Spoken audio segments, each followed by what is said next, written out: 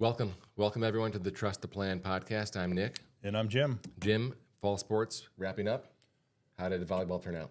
Good. How's it looking? Yeah, it's good. We're just about to enter postseason for high school and college as well. Postseason's not too far off in the future, but a couple more weeks and it'll be wrapping up. And things are looking good. And hopefully the team, shows up when they need to, and they got a chance to win a lot of games in the postseason. So it should be fun.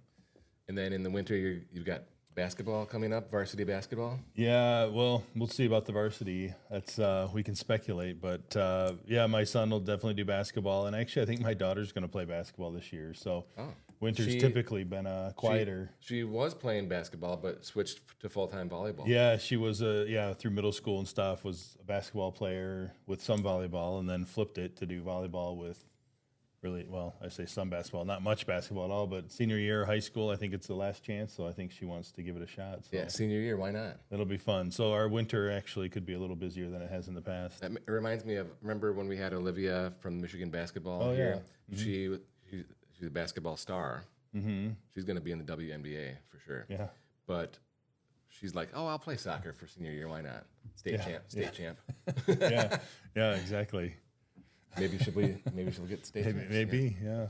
Okay, so today we have this Twitter post from Cody. He's a great follow on Twitter, and this one really struck me. You can see I liked it and favored it. Okay. Maybe I should retweet. There you go. Anyway, I think that it shows a lot of wisdom from an advisor point of view. So when you go through life, you're going to get advice from people at work. You're going to get advice from family and friends and people that are trying to show you what they've learned, which is great. Mm-hmm. But we have to realize the perspective that they have is based on their own life experience, and it might not apply to you, or it might be irrelevant to you. Mm-hmm. So let's go through a couple of these. I think it's a great conversation starter. So let's say someone who's retired put a lot of money in their 401 over the years, and they have $200,000 per year required minimum distributions. Mm-hmm. And they're paying full tax on all that. They say, don't do that. Don't do what I did. Avoid the 401, right? Like go brokerage account, go Roth. Mm-hmm. Well, 401s are great. Okay, mm-hmm. The pre-tax 401s have a place. We've talked a lot about Roth over the last few years, but we realize that we don't want to have these huge RMDs. And it puts you in a tax pickle in the future. And so because we did that for 20 years of our own professional career, we pivoted to Roth, okay? Well, maybe this guy's older and didn't have that chance, okay? Mm-hmm. It's still good to have both, right? Yeah, anytime you completely ignore one side or the other, right? All pre-tax or all Roth, it's probably not a good decision. There's got to be a balance there. We like to talk to people a lot about having all three buckets worth of money building up, and then you have flexibility and you have the ability to manage your tax situation in retirement to make it as favorable as you can. And then someone who has a great big pension, which is rare now, they're not worried about their own investment account because they have a good Social Security, good spousal Social Security, and a great pension. And, that was the old school financial plan, right? The company took care of you. You didn't really need to worry about a 401 because you had such a great guaranteed income stream. So that guy might say, don't sweat it. Right. Don't worry, spend your take home. Yeah, why bother saving? You got pensions and Social Security to take care of you. That's fine.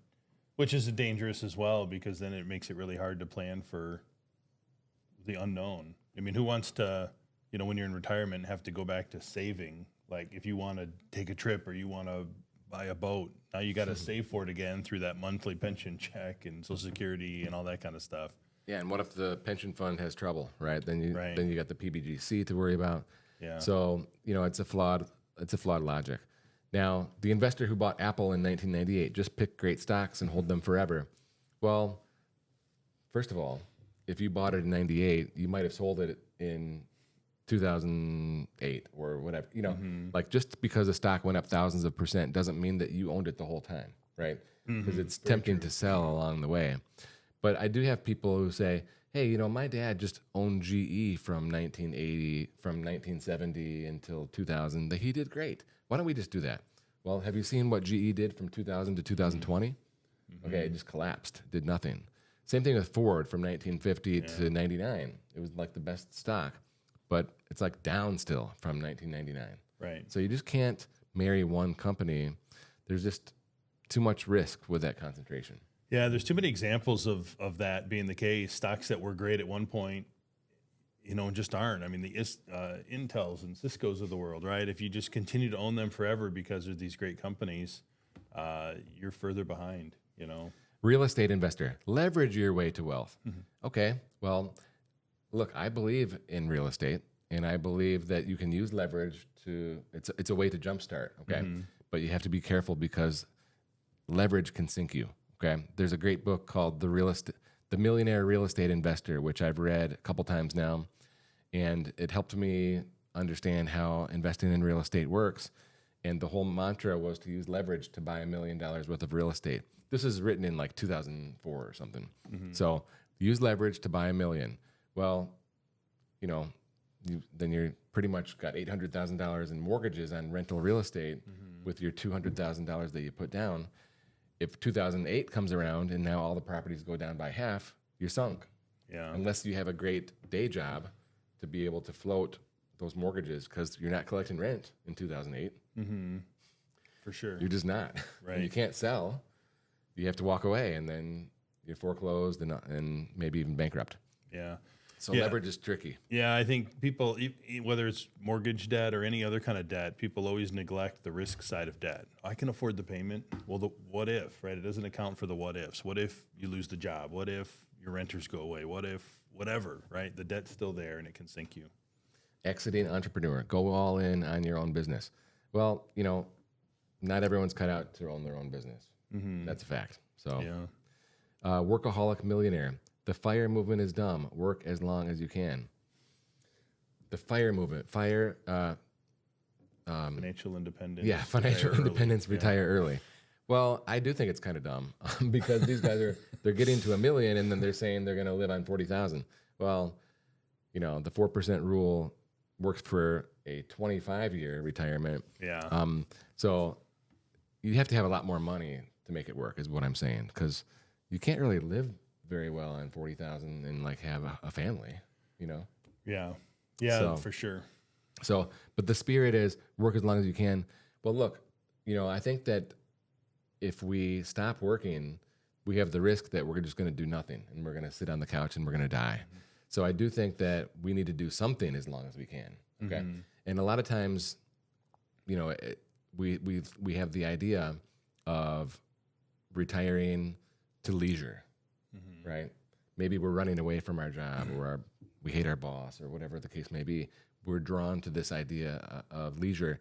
And really, leisure is great, but it can't be the only thing, okay? We need to have other things to keep us feeling fulfilled and give us meaningful purpose. Oftentimes, that's being connected with other people, whether it's another work job, like this person might say, or, just joining organizations or doing volunteer work, finding new hobbies, rekindling old hobbies.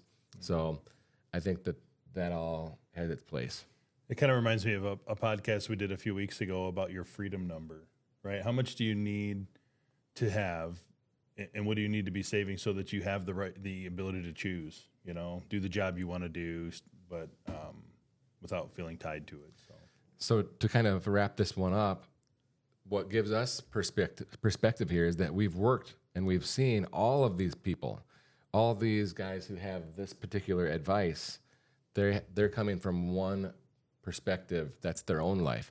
We've worked with all of these people, and so we've seen what works and doesn't work, and we are trying to understand what your goals are and what your interests are, and then we can make suggestions and give you advice based on what we've learned, what we think can work for you. Yeah. So that's it. Good. So if you are interested in our advice or a second opinion on what you're doing, please reach out to us at peakwm.com.